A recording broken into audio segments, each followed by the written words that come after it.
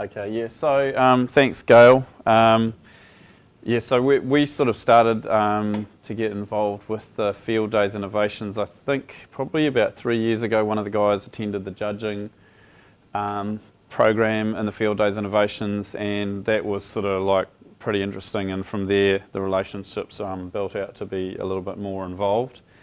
So we've been involved with developing, designing the lab which is in there, and then last year we added the accelerator, and this year really just been helping to get this Fieldays Capital thing set up, which is going to be pretty exciting for the people attending the innovations this year. So this is really a conversation around generating insight and research for product development. So most of, I think, the people that start out to choose to do something in product development often probably aren't people persons, and I'm definitely not. I mean, most of the time I prefer to be absorbed in what I'm doing, whether that's sort of art or creativity or things like that. So it's actually kind of quite difficult to go out and talk to people. And I think, you know, you're not great often at seeing and hearing what other people have to say, and to some extent you can be a little bit self-absorbed. You know, when you're researching stuff, I mean, often people are looking for information that they can sort of, I don't know, call it a concrete block or whatever you want. It's things which they think are dependable. And statistics, you know, certainly in our domain, they're never enough. So, I mean, you can get sort of statistics about what people do, the way they behave, the market size, but, you know, often they lack context and depth, and they really deliver or unlock insights, which is, you know, really what you're trying to do is get to that point where you can unlock insight. And for us, I mean, context is everything. So you can have one conversation that can change your perspective on everything. One of the best examples that I've got is we had a girl work for us who used to work at IDEO in Boston. Very big company, had spent a huge amount of money commercialising a Parkinson medication.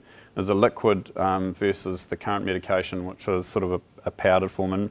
And Parkinson's, unlike a lot of medications, is adjusted according to the severity of your symptoms. So if your symptoms are worse, you take more medication. And so their go-to-market strategy was a bottle and a cap. And obviously one afternoon with a person with Parkinson's, obviously that wasn't going to happen. So they could have gone to market with, I mean, this was like serious big money, you know, in terms of the pharmacological development. It could have completely been destroyed by, you know, the way that they'd had chosen to approach it. So one conversation with an extreme user showed the inadequacy of their approach. So the thing is, it helps to explain how people think, how they use products, and it definitely helps to provide the understanding that you need, and it gives you empathy with them, which I think is really important. And again, we're trying to see people use products in context. That's the key. I mean, you know, getting them into a foreign environment and asking them to do things that they normally do, it is foreign. So you're trying to get them in a context that they're familiar with. The picture there is actually a lady who we learnt an awful lot off, and that was a very big medical project for the treatment of chronic venous disease. And you know, she helped us really kind of get a much better understanding about the whole problem that people had with that condition.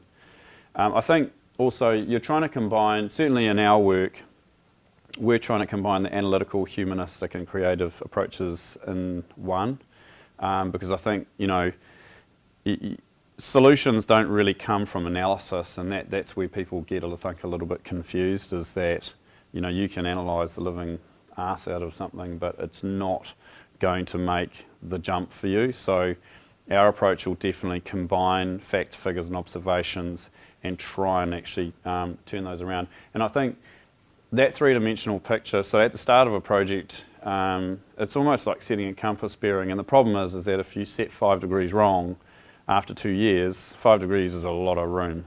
You know, you just gradually end up like this.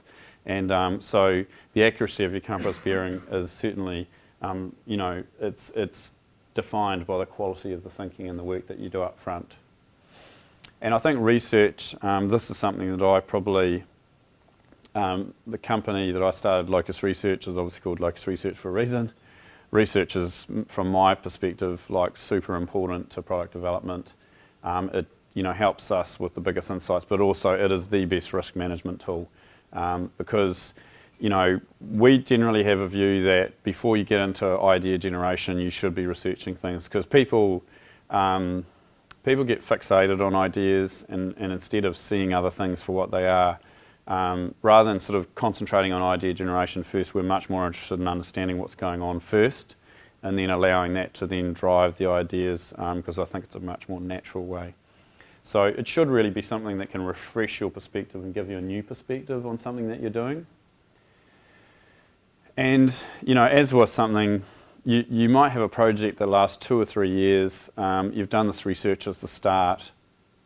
If it stops at that point, the great danger is that, these things that happen and change over that time period. So it's definitely not a static thing. You've got to continually re-engage to recalibrate what you're doing. And really, for me, I'm completely okay with changing my mind at a moment's notice.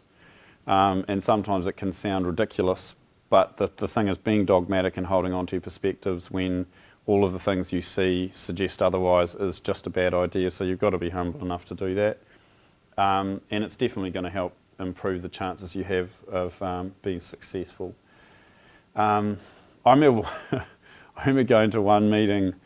I think Tate Electronics asked us to go in and talk to them about helping them with some projects and stuff, and I remember after sort of half a day of listening just going, so just a bit confused about what you want us to help you with, because everything I can see you're doing is great. But it actually comes down to one of the big differences that we document everything. So if you go out into the field, everything gets documented: interview notes, transcripts, photographs, audio, video, the whole lot. And then, that information then gets analysed. It gets put into a format that people can digest. And, this can be anything, also like sketches and illustrations. So probably what I learned from that experience was they did everything right except the act of sharing, documenting and sharing, which was something that they could do a lot better. So, they would sort of, one of their guys would have spent time with 30 firefighters in Australia, and then they'll have a comm system that might have been going to a firefighting team in South America. The question is, does the person that was looking at that have access to the conversation that this guy had? And if you can't, that's a problem, because you missed all those obvious learnings. So the gospel is, and this is an anonymous diagram I picked up years and years ago, and it's sort of gradually been amortised into what we do. But research is really the thing that underpins your understanding, and that is the thing that generates the insight. And there's obviously huge historical reference points to science and technology and all sorts of disciplines where this is really the process that people, sometimes that research is 15 to 20 years of work that really led to building an understanding that led to the final insight. So it's not sometimes a 60-second process. Sometimes it definitely needs time to sort of breathe. This is a diagram I did quite a long time ago. It's really just trying to express the thing as obviously like a large project is landing Curiosity on Mars. So clearly that's just ridiculous what they managed to achieve.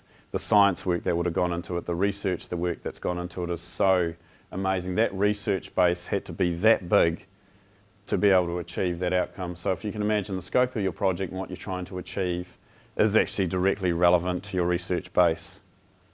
But equally, does that mean that if you do a small project that you shouldn't do any research? No, you just do less of it. So there's always time and a place for understanding and for taking the time out to research something, to build an understanding about what that means and how it functions within what you're doing.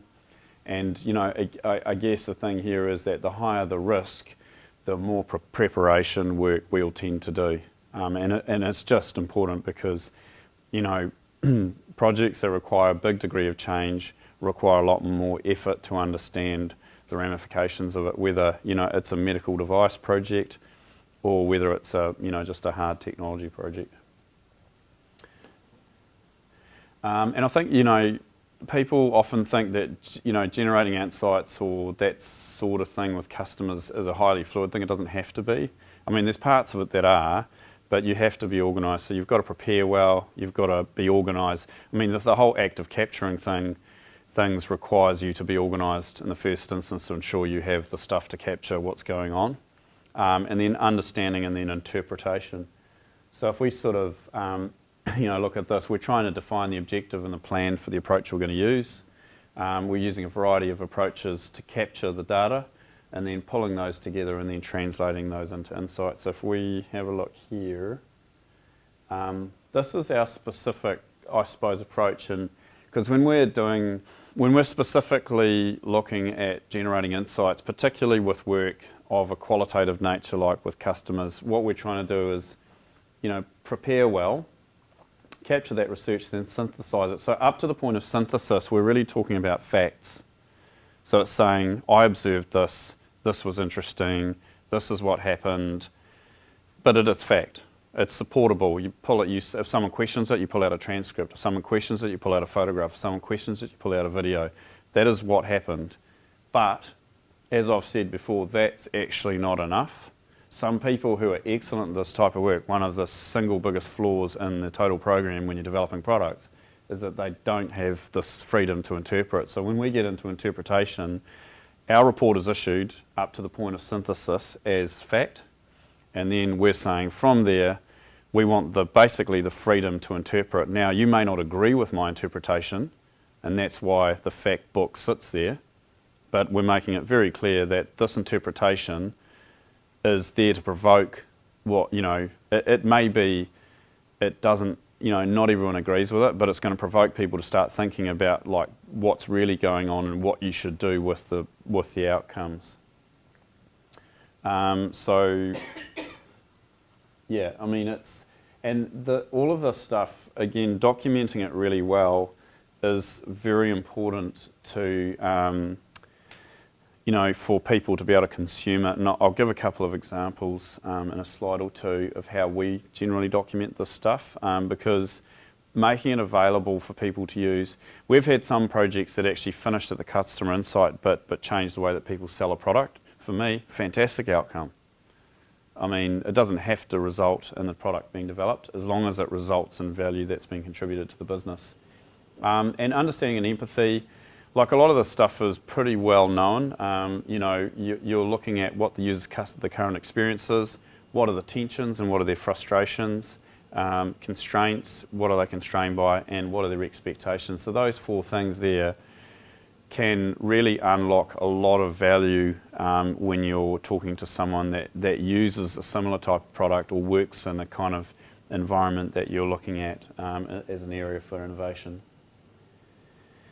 Some of the methods, obviously observational research is a linchpin of it, interviewing, surveying less so, and desktop research. I mean, some of the things which are quite interesting now is because of the volume.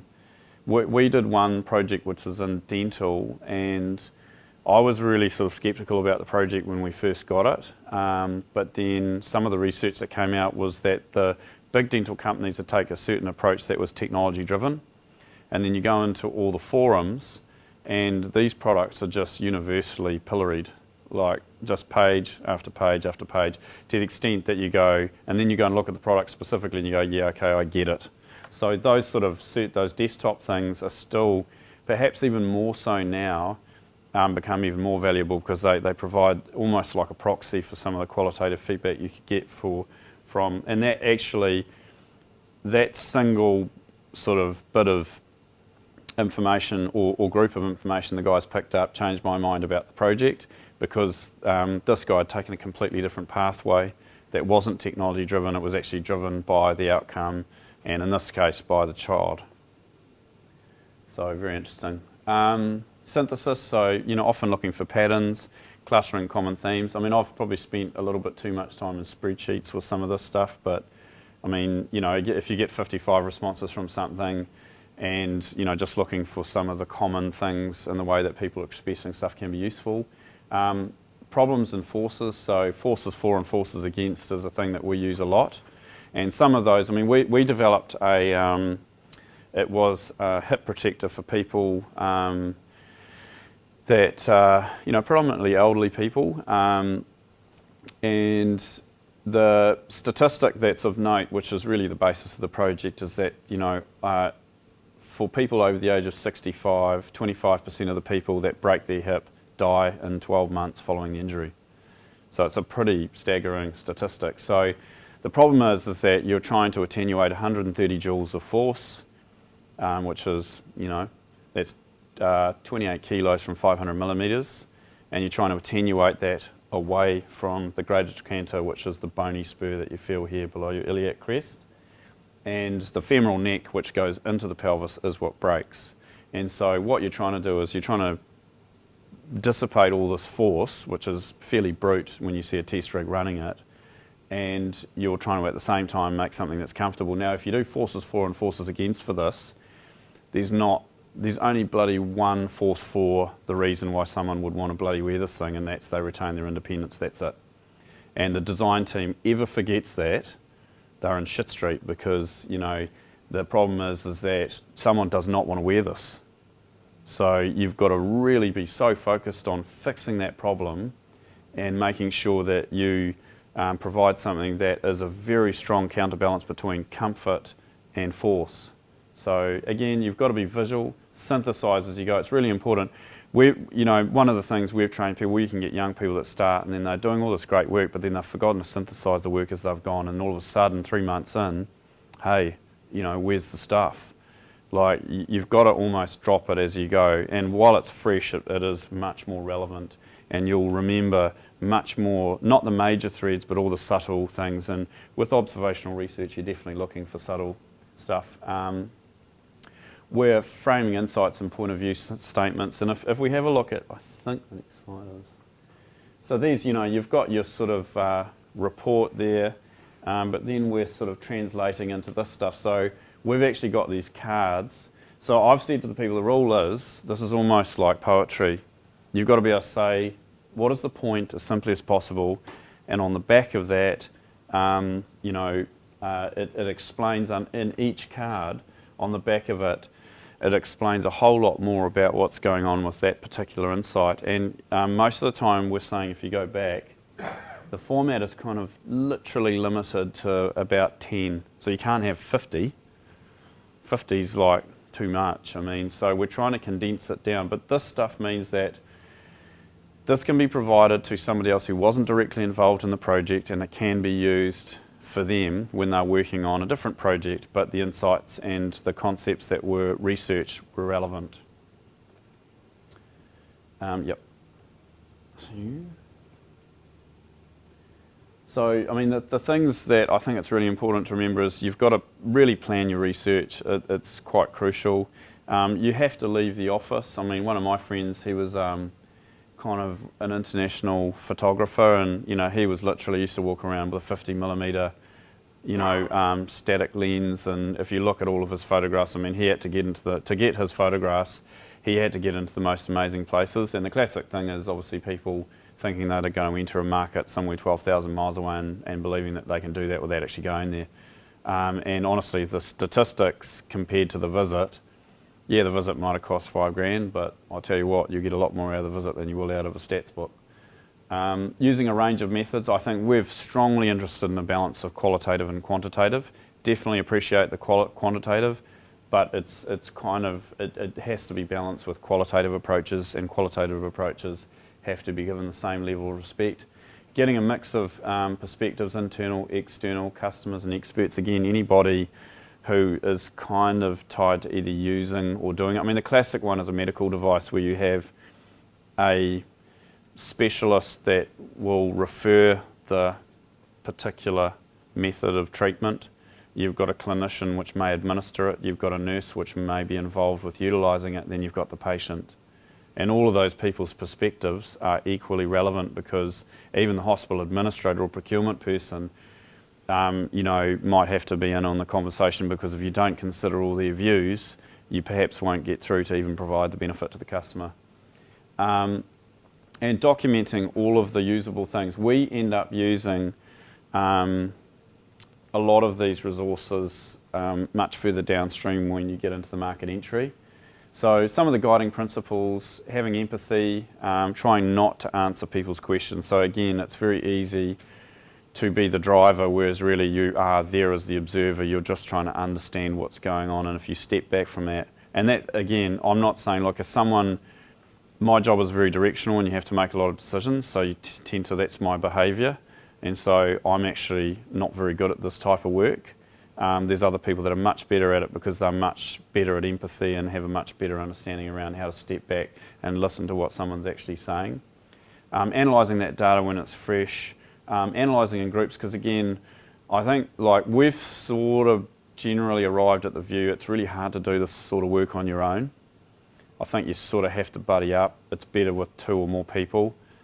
You'll tend to, the research being conducted by 2 or more people, and then the sort of that whole compilation being done by 2 or more people seems to produce richer and better results, and being prepared to change your perspective. So the tips, I think you have to be conversational. Again, we've talked about meeting in context. Open questions is quite important, and you know, I think sharing back to the people that you're actually working with in low resolution, and trying to sort of share information at low resolution with other people that you work with is important as well. I've sort of showed you some very high resolution outputs, but it shouldn't be limited to that. I think it should be a strong ongoing conversation. The tools that we use, probably one of the important ones is that I'm pretty much like the enforcer when it comes to carrying a camera. So if I see someone thinking that they can walk out the door with their smartphone, they will be handed a camera before they leave the building. Because all of those photos, you can't compare the results we get off a proper digital SLR to one of these, and typically you're always in low light. And those photos, we have an archive of over 60,000 photos, and they'll be of anything from a production process to somebody using it. Those photos are often used in marketing material once the project is finished, only possible because we enforce the photo to be of a certain quality. So they're digital negatives, and you know, they are valuable and can be used. And honestly, for the price of a decent DSLR now, it's probably less than that of a smartphone. So there's no excuse. I mean, cameras are improving all the time, and it may be that they will replace them, but it's probably not likely in the next sort of maybe 1 to 2 years at least. Evernote and OneNote, so they're the 2 like free-form note-taking tools. Evernote's sort of a Web 2.0 tool. I don't know if anybody here is familiar with it. It's very, very good. And OneNote is literally like probably kind of the same thing, but the Microsoft version. We actually have used OneNote extensively. When we migrated to Office 365 Enterprise, we use OneNote. A lot of the guys prefer it. It's got a slightly richer functionality, but very, very good. OneNote, Evernote has a slightly better function for recording things on the fly with a smartphone, so you can get geolocated stuff. You can, you know, it'll even, if you have an appointment to go and meet somebody and you arrive at that meeting, you open a note, it will obviously by default say meeting with Jeff Cousins at 123 Cuba Street automatically in the heading. So it does lots of neat things like that. Paper journals, you know, I was just showing you the work of a lot of hours of refinement. I mean, we have our own journals. We just spend a lot of time developing them over a few years. So paper notebook's still essential. A common framework and approach. I mean, so we've sort of got which I showed to you before, is sort of what our expectation of a process looks like. And it's not particularly onerous, but it does say you need to plan this. What are you going to do? Where are you going to go? Who are you going to talk to? You know, there needs to be some intent about what you're trying to do. Spreadsheets for sorting. Microsoft Word, unfortunately, is still by far the best tool available. And again, because we're effectively working for people, the threshold of reporting that we have is very high. And if somebody's going to spend a lot of money on research, it needs to look valuable. And so I also, with having done a lot of science-oriented projects, have had sort of the science sort of citation level type of reporting, and so I've enforced that with our guys. So what that means is that just because it's qualitative doesn't mean it's not as serious, and if you present it seriously, people take it more seriously. So that's what we do. Formal report, formal information, formal synthesis, here's your transcripts, here it is, done properly, and people go, oh geez, this is serious stuff. Instead of like, if it's presented too freely and too qualitatively, I don't think people consider it in the same kind of way they consider something statistically or something like that. And then presentation. So look, at the end of the day, again, reports are good. A lot of our reports now, they have all of the information because it needs to have all that information. But we have an executive summary, which is really not an executive summary, it is a briefing paper. And typically we're saying it needs to be less than 2 pages because that's all someone's going to read, which is a slightly tragic, but the point is we need to be able to communicate very succinctly and clearly what's come out of this so that people understand and can use that information. And the PowerPoint presentation, I've got friends of mine that work in this sort of area in Europe, and they just do presentations with their research work. I don't agree with it because I think, you know, when you produce, when you spend the amount of money you can spend getting into this stuff properly and the amount of people's time that you can chew up, to me it warrants formal documentation so you have this as a permanent record, and you can even go back. I've gone back to some of our reports that are 5, 6, 7 years old, and even for the same client, pulled that out and I said, have you forgotten?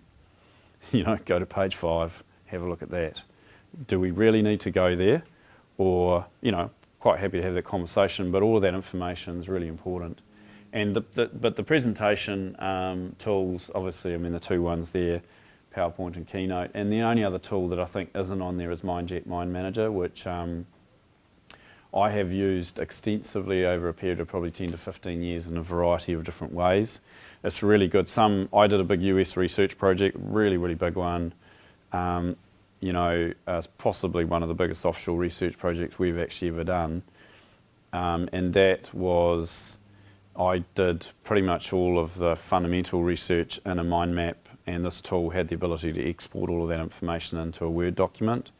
So it was quite good because you were able to keep all of the research information quite plastic and add different kind of trees to different research areas and almost manage the fact that you'd finished that body of content and then fold it back up and then open that one and work on it. So that tool I found to be particularly useful as well. So yeah, I mean, I think, as I said, probably the big difference, a lot of people are more aware of this sort of stuff nowadays, but you know, the documentation of what they do is the thing that's often missing, you know, creating that record and then being able to share that with other people so they can access it and use it. So yeah.